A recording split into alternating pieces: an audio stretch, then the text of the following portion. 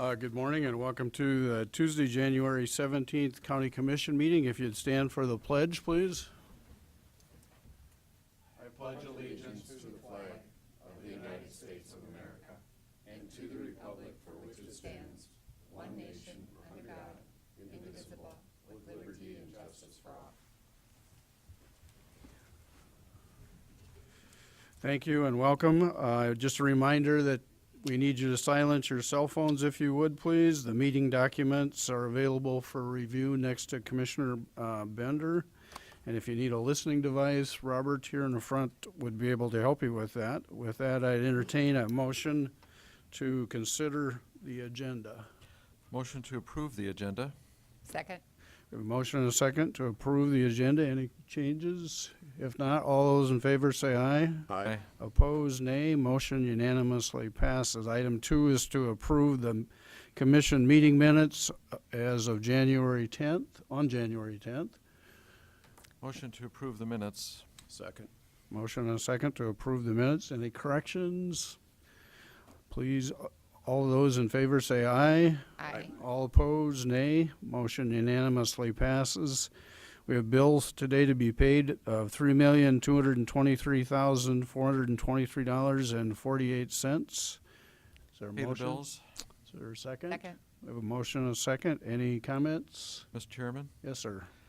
today's bills include $2.4 million going to the state from our Treasurer's Department, and we also have near 120 individual bills for mental illness, including, as I recall, seeing one for $6,600 and others for substantially less. But it's a regular issue on our bills.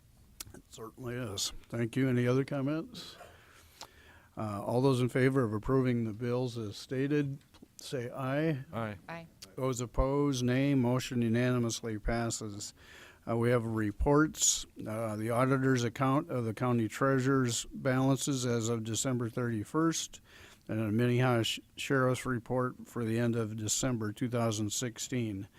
Item 5 is needing a motion to approve the routine personnel actions. That's my motion. Is there a second? Second. We have a motion and a second to approve the routine personnel actions. Those in favor say aye. Aye. Opposed, nay. Motion unanimously passes.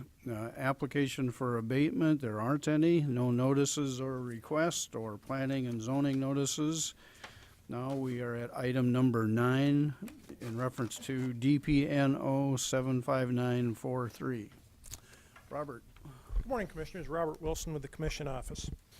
This office has received a compromise lien application for DPNO 75943 in the amount of $24,167.39. This lien was incurred for human services assistance that was provided between 2011 and 2013.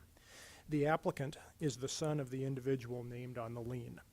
The lienee died earlier last year in April of 2016. His son, the applicant, was appointed personal representative for the estate. The only asset of value for the estate is a home that the county is aware of, is a home located on Olive Drive in Sioux Falls.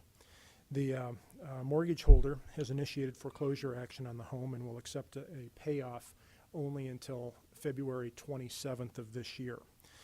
The applicant has received a purchase offer in the amount of $145,000 and is scheduled to close later this month on January 27th.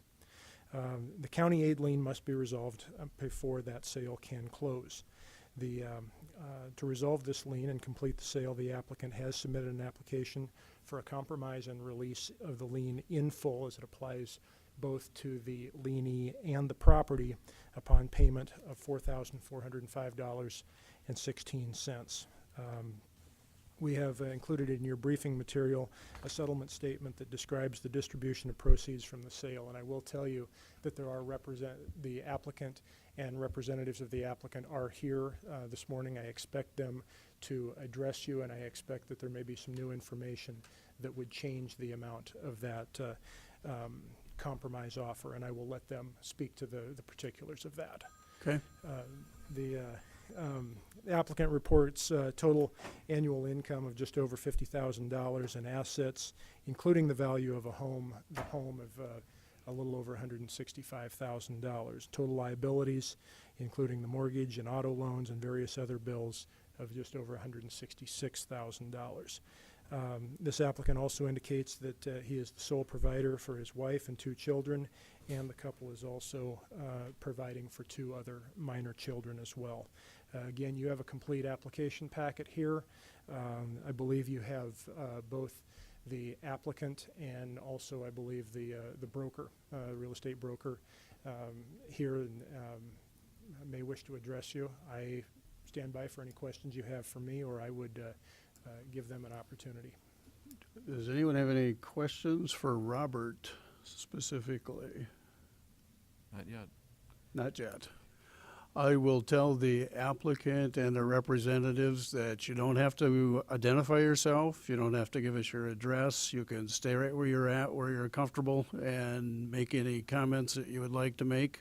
So you can feel free to make those comments, and we'd be happy to hear those now if you have some. But you don't have to come to the microphone. You can stay right where you're at if you'd like. Okay. You don't have to stand either if you don't want. Just don't take a nap. But we do need to be able to hear you, so speak up. My name is Jennifer Thompson with May Realtors, and I've been representing the sellers here to try to sell the property. We were unaware of the county aid lien until the title work was purchased and searched when we had an actual buyer for the property. And when the buyer came through for the property, we did not know. We thought there would be enough money to pay off the mortgage and everything else that was owed against the property. And then all of a sudden, this surprise came up with this lien against the property from the county that none of us were aware of at the time. The buyer has already invested over $1,000 in purchasing this property. He has gone through an inspection, paid for an inspection, paid for an appraisal, done all these things thinking that he could buy the property. And we truly believed that we could sell the property, that there was enough money left to pay for everything, and then this surprise came up. So we're just pleading with you to please accept. Now we've come up with a new amount because I got the seller paid closing costs to come down from $1,000 more from the bank, the buyer's bank, and also I can discount my commission. I work for a broker, and I can discount my commission down another $1,444.68. So we're offering the county now an additional $2,444.68, which comes to a total offer to the county of $6,849.84. And that's all that there is. They have no other assets. They have no other money to come up with. This was unexpected. The seller died unexpectedly. It wasn't we didn't know he wasn't in the hospital or anything, and it just, it's a bad deal for all involved. And so for everyone, I'm just hoping that you would accept the $6849.84, because otherwise it's gonna go to full foreclosure. Wells Fargo has told us that if this sale doesn't go through on January 27th, they're gonna continue their foreclosure process, and when that gets done, there'll be nothing left, because there'll be more legal fees, court fees, all those additional fees added to that once you know how the foreclosure process goes. It brings up a lot of additional fees. So our belief is that if you don't accept this amount now, by the time the foreclosure process gets done in a year, there'll be nothing left, and you'll end up with less. Thank you for your comments. Does anyone have any questions for the Realtor? Mr. Chairman, Yes. I'm this is a difficult situation, and clearly Dean's predecessor would be pointing out that none of these were for, they were helping the person, not paying their legal bills. And I'm impressed with the idea that in good faith these folks are increasing their offer to us today. And I'm favoring compromising this at some point. like to hear what my fellow commissioners would have to say. Does anyone else have any comments? Otherwise, I can make mine, but I'll wait till last. Go ahead. First of all, I appreciate the offer to cut your commission. That's very generous of you, and the bank reducing closing costs too to make this work. This appears to me a case of this is the last best offer to make this work and to compromise this lien. We could take our chance with foreclosure, but that's going to take another year and more than likely reduce what is going to be left available. So I like what you've done. I like that you've come to the table with a little bit more. I appreciate it. I don't have any dramatically different comments. I have the same comments as Mr. Karski. I do appreciate the fact that the Realtor has reduced her commissions. I think if we don't settle for what we have offered, we're just going to pay more legal expenses and wait a year and have some liability on whether that's going to be cleaned up or not. So I think it's in our best interest, frankly, to take what's been offered, and cash is always better than a wish. Mm-hmm. So I would recommend that we do that. Mr. Chair, and I guess my fellow commissioners, I wonder if, considering the good faith that's been done with this, I wonder if we could settle for less than down to the penny of what they're saying, and maybe if we went for a flat 5,000, that would be acceptable. Does anyone have a thought on that? Are you making a Well, seeing if there's any support. Jean had her finger up. Jean? Well, I guess at the risk of being hard-hearted Harriet over here, I mean, there are other creditors that are being listed that are getting paid. The county's at this offer is getting paid less than we would typically compromise a lien for. I'm willing to let the other creditors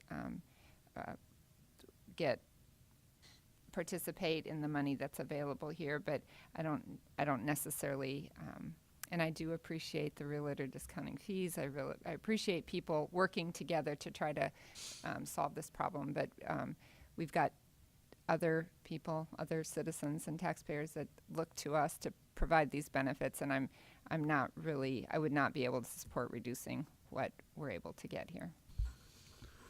Thank you.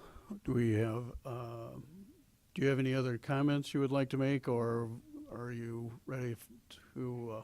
Just one thing, that we are embarrassed if it's not you, but again, it's really all of us. Well, we understand the fact that these are not your occurrences, and you've had to deal with some significant issues, and I'm sure everybody wants to move on from this point. So thank you for coming. Mr. Chairman, I'll yes. make a motion to compromise this lien for $68.4984. I'll second that. We have a motion and a second. Does anyone else have any comments? If not, all those in favor of approving the compromise of lien for $6,849.84 say aye. Aye. Those opposed, motion unanimously passes. Thank you very much. Thank you. You can, I believe, go down to, Robert will meet you at the door and he can tell you the next step in the process to clean this up quickly. All right. Yeah. Good luck. Yeah. We're now at the point of opportunity for public comment. If anyone has any items they would like to bring to us that's not on the agenda, they are welcome to do that. Please come forward. You do need to identify yourself. Sure. Good morning, and thank you for this opportunity to speak. My name is Tom Wertzema, and I live 1 mile south of the Brandon city limits. I'm here to talk about the entertainment venue currently known as Badlands Speedway. Prior to being sold by the Rubin family, Houston Speedway held races only on Sunday evenings throughout the summer. Since new ownership took over in 2016, the event schedule expanded to Saturdays, Sundays, some Fridays, holidays, and even some weeknights. This included rock concerts, tractor pulls, motocross, and even keggers. In addition, the races included the largest and loudest class of sprint car racing. The expanded events upset several Brandon Valley residents, and the quiet enjoyment all homeowners are entitled to. Upon contacting the Minnehaha County Office of Planning and Zoning, I learned there is no restrictions as to the type of events, hours of operation, or level of noise pollution produced by the venue. I come to you today to request action regarding the limitation of all three specifically for the racetrack and not the industrial or agricultural trades. As more and more residential growth happens in the area from Brandon, Sioux Falls, and rural developments, the need is essential to work together with the Speedway to ensure a good relationship for all is maintained. Thank you, Tom, for your comments. I believe you can bring this conversation to planning and zoning, correct? To change those regulations if you would like. Right now, we do understand that the racetrack is for sale. Mhm. And I don't know that there's any other uses planned, but I'm not sure about that. Scott, do you have any comments? Scott Anderson, County Planning Director. This is one of the circumstances where we find ourselves facing something that's called a legal nonconforming use, which commonly is a grandfathered use. I have discussed this with the state's attorney, and Sarah Show did indicate that a grandfathered use it's a racetrack, and so an expansion of that activity on a Friday night or a Saturday night or a Sunday night is still a racing activity, and it's allowable under their legal nonconforming, the legal nonconformity.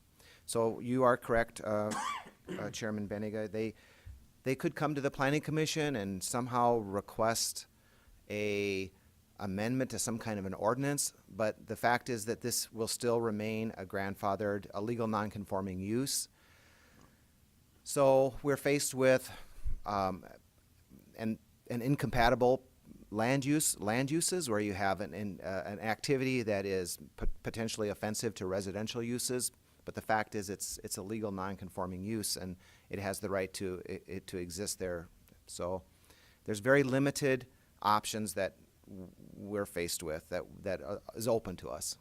So Comments from or questions for Scott? So Scott, I'd like to explore that just a little bit more with you. So if the facility sells, the new owner could use it for race car driving. Are there abilities to put limits on rock concerts, some of the other events that were referenced? They have, in the past, Husitz, is my understanding, also had concerts or music activities out there. So that use is sort of also grandfathered in. Is it grandfathered in at the level it was at before, or is it kind of unlimited? If we had races one night a week, can we go to 7 nights a week? If we had concerts once a year on the 4th of July, can we have them every night? That potentially is maybe more of a legal question that we would need to pose once again to the state's attorney's office, but it's my understanding that if it was a racetrack and it's grandfathered in, or is a legal non-conforming use as a racetrack, if they have a race on Saturday night or a race on Sunday night, it's still the same legal non-conforming use. But we could ask the state's attorney for a written opinion. Commissioner Benninger, I mean, I would like to have the state's attorney, maybe look at that issue for us and help us to understand better where the lines are, what options we might have. Suggestion? If I may, Certainly. Chairman. This is a pretty well-developed area of law, but the questions posed in each instance are very fact-specific. I think it's appropriate to consult with planning and zoning to explore those facts and maybe talk about the frequency of use and how that relates to the concept of grandfathered uses. Generally, overall, however, grandfathered uses continue once a use is made of a property, but we can explore the boundaries of that. But I think that's what Scott's trying to say to you today. Be happy to put together something for the commission to explore this particular instance if you wish. Are there noise ordinance restrictions or hours of operation issues that can be discussed? Noise ordinance issues have come up before the commission. I can tell you that my sense is that the county commission has been loath to enact any noise ordinance out of what I've perceived to be agricultural use issue concerns. We do not have a noise ordinance in our rural areas of the county. You're certainly empowered to do so under the police powers. We still have to talk about how that relates to a grandfathered use of particular land, but at this time there are none besides our general disorderly conduct criminal statutes, which talk in some instances about unreasonable, alarming noises, but I don't think this particular situation would reach that statute, so. Commissioner Karski, do you have a question? I do. So you have a rural development and each home has 2, 3, 5 acres or whatever, and if somebody wanted to have their own little concert on their acreage till 2 in the morning, they could? Not if they haven't before. I mean, Houston Speedway was established in what year, Scott? 70s. Certainly older than I am. Yeah, but I mean, if it's just a private party, you know, birthday party, Sure. whatever, I mean, there's no noise ordinance that. The sheriff's deputies wouldn't necessarily show up and say you're in violation of a noise ordinance because we don't have one. Mr. Chair, Um, go ahead. Tom, would you do us a favor and give us your name and address so that we can give it to the state's attorney and you can be advised of what his opinion is in writing, but more importantly, we'll bring this up again. I mean, my job is to we're advise gonna- you, but you can certainly pass that along to him if he would. Right, we're if you gonna get wish. the information, but we'd like to forward it to you, and I don't know that we have all that information. Give it to the staff here. Do you have it? Or can you, would you mind giving them the address? Sure. Yeah, please, so we know how to contact you when we get to that point. Mr. Chairman? Yep. I know that these grandfathered things are all over the place as far as not necessarily noise, but for example, junk. You know, how we occasionally go after people who have piled up all kinds of old rusty junk in their yards and the neighbors complain. Well, some of them are grandfathered and some are not, but I think one thing about this operation is I don't think it would be able to get permitted currently if someone came in today and said, you know, we want to build a racetrack with, you know, 160 decibel noise for hours every day. It would be really tough to get that approved by our planning and zoning. And, you know, if we raced electric cars, it would be much quieter. Maybe not as popular. Thank you for coming. We will get the information from the state's attorney and we'll be in touch. If you don't hear from us in a shorter period of time than you'd like, you can contact me or the state's attorney's office. Thank you. Yeah, thanks for coming. Anybody else have a public comment to make? If not, we'll go to item number 10, which is to authorize the chair to sign a memorandum of understanding between the county JDC and the Compass Center for collaborative efforts and services of victims of sexual abuse and sexual harassment as defined by the Prison Rape Elimination Act. Jamie, good morning. Good morning, Jamie Gravitt, Director of the Juvenile Detention Center.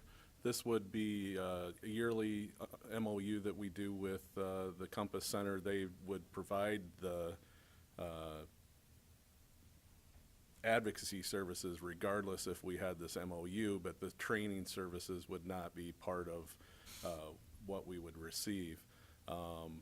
The MOU itself points out to the different areas of PREA, which it meets.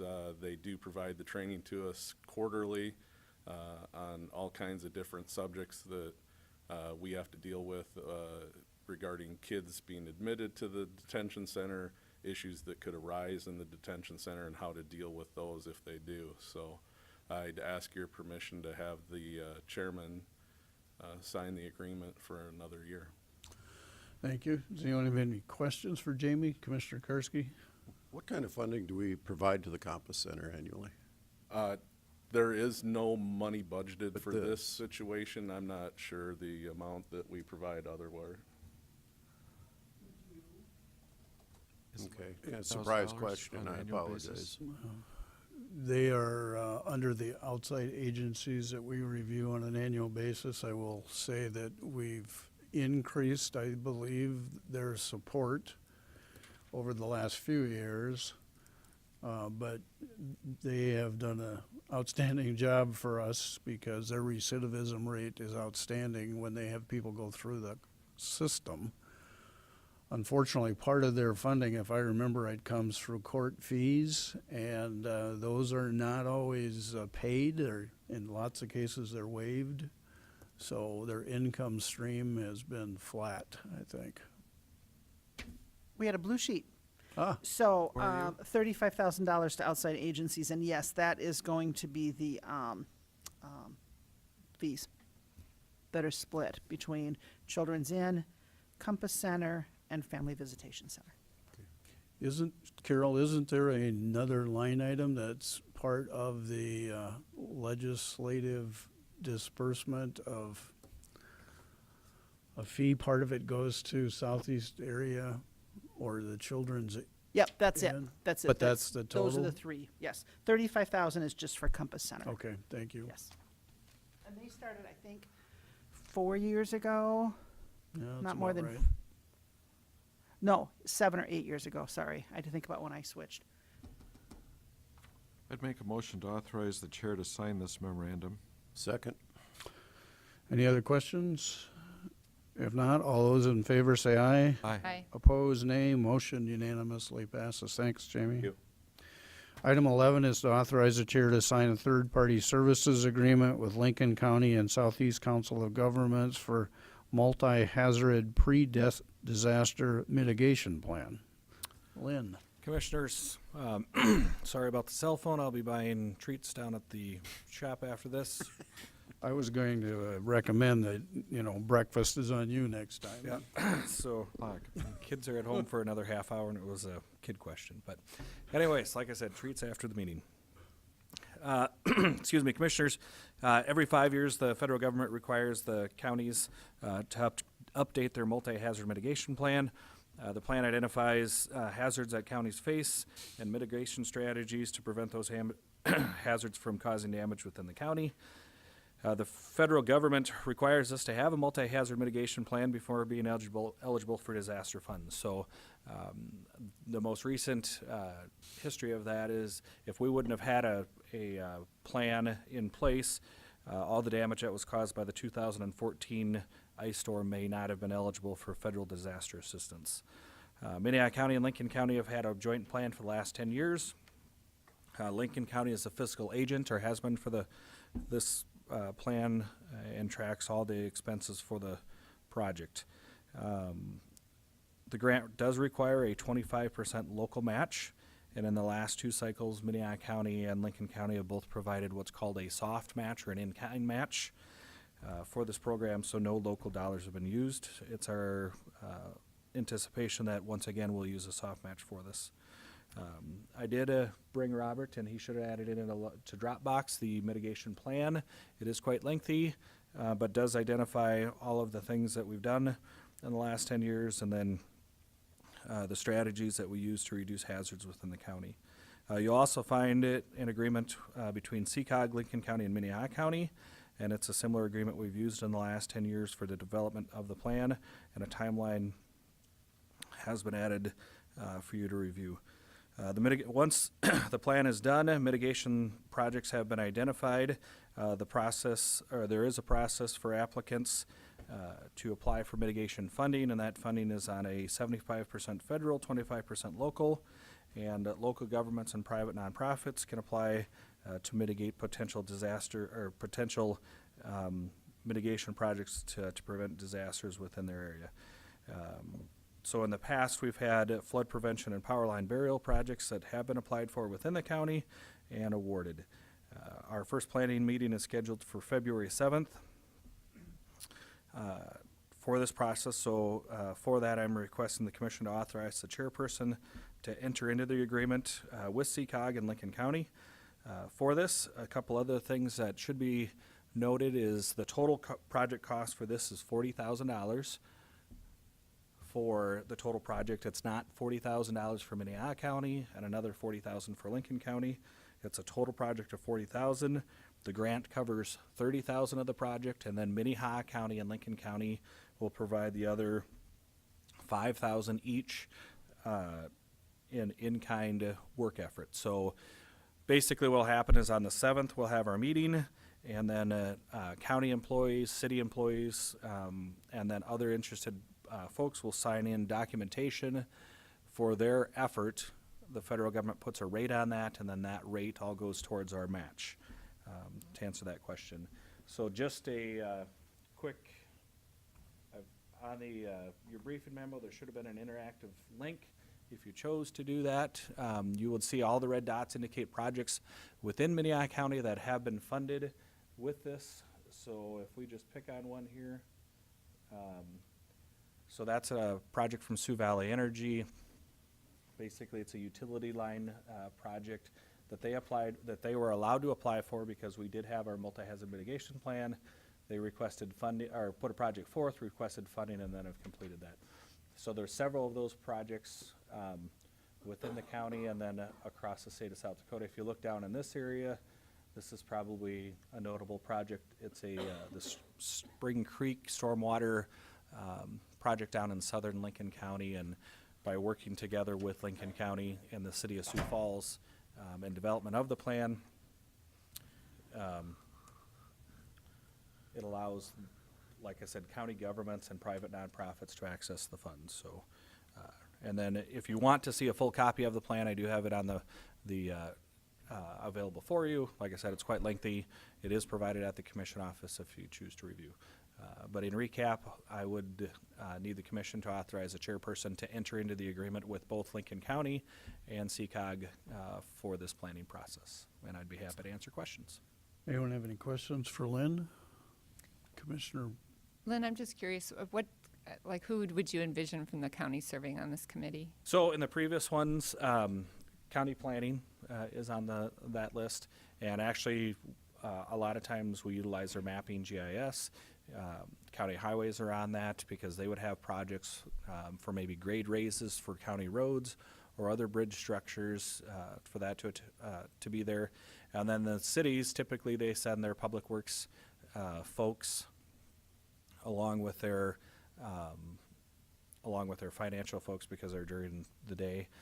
Sioux Valley Energy sends one of their folks over because most of the actual dots here are Sioux Valley Energy. So it's those type of folks. The meetings will be posted in accordance with open meeting requirements through the planning process, so any individual citizen can attend.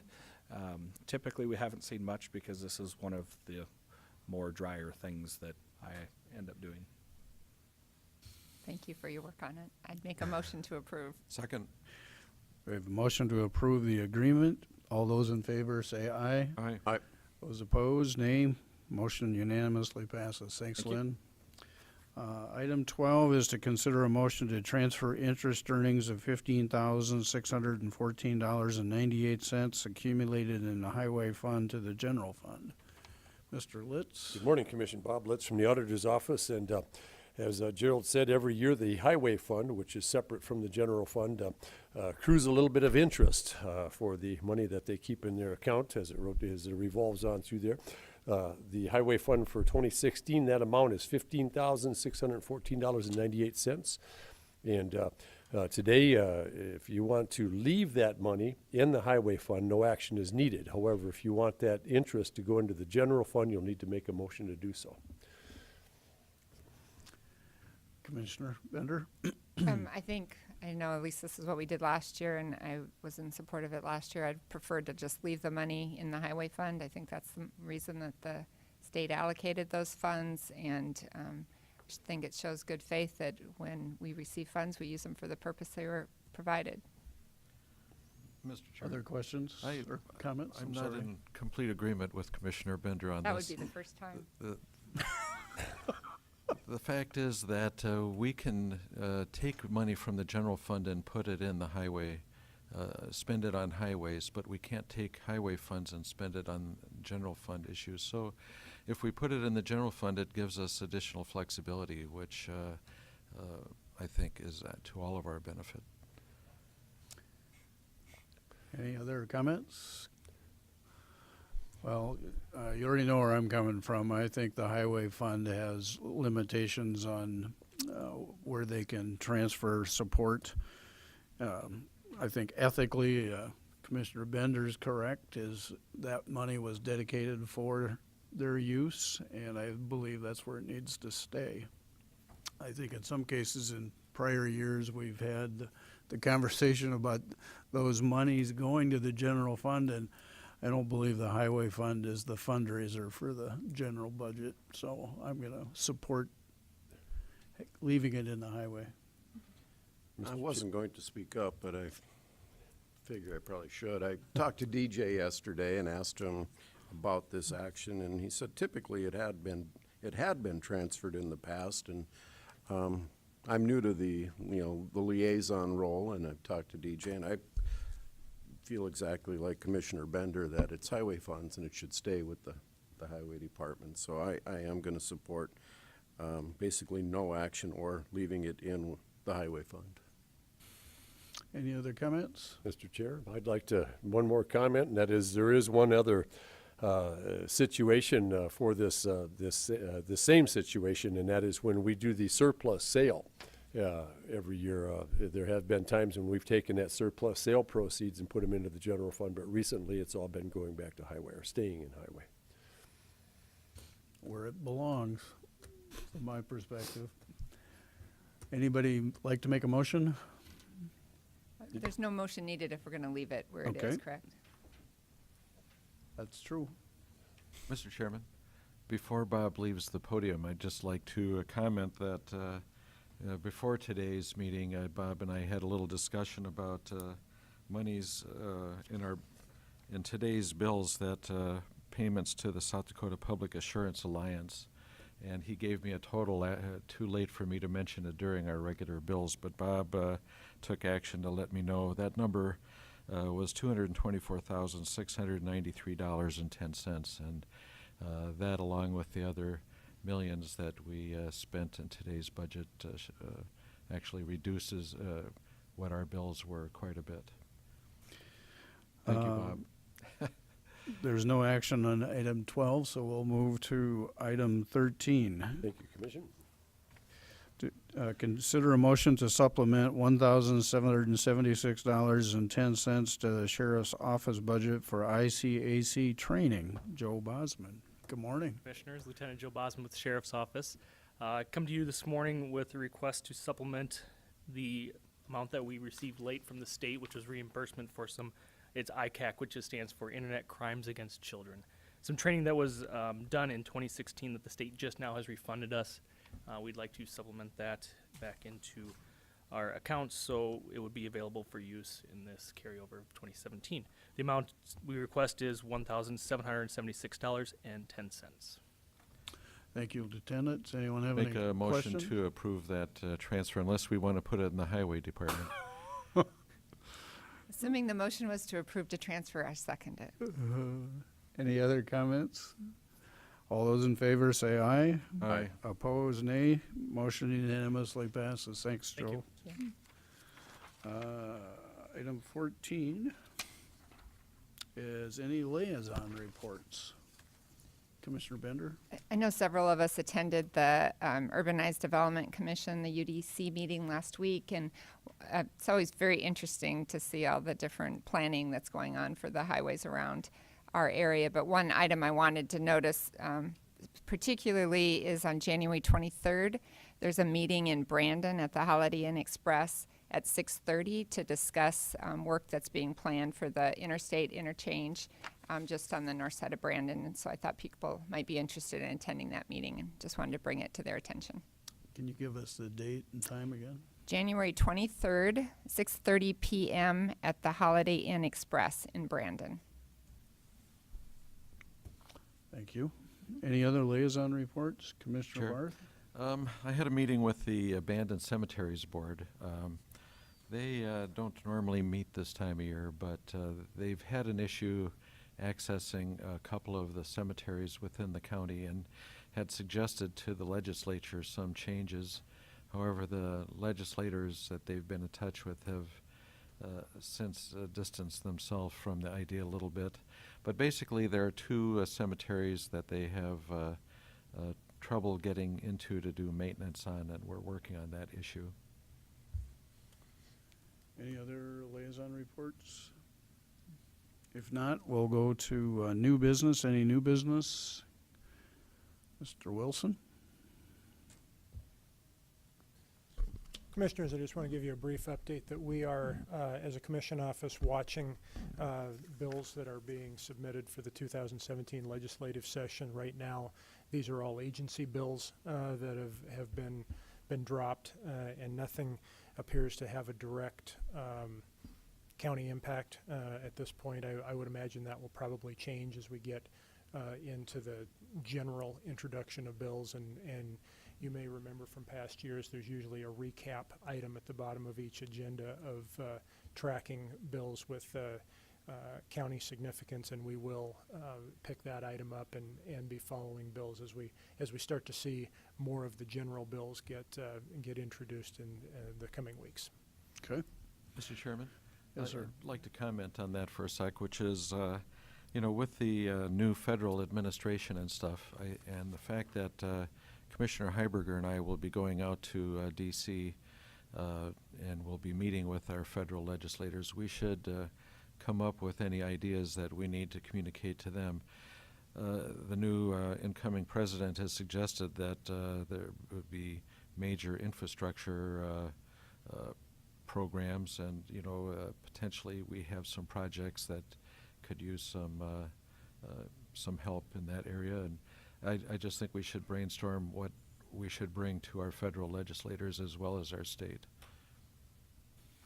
I'll put that on a calendar in the near future, please. Any other new business? Commissioner Karski? More of a plug, I guess, than new business. We talked about the Compass Center. They're having their fundraiser on February 7th. It's called It's in the Bag, I believe, and it's a fundraiser for them. This is a organization that really isn't received the attention that it probably deserves for all the work that they do in our community. So I'd encourage my colleagues and the public to consider attending this very worthwhile event to support those victims of sexual assault and domestic violence. So just a plug for that. Thank you. Any old business? Are you part of the old business or just Maybe old? monkey business. I think it comes under new business, but I've got a couple of things that I wanted the commission to be aware of, and they're election related.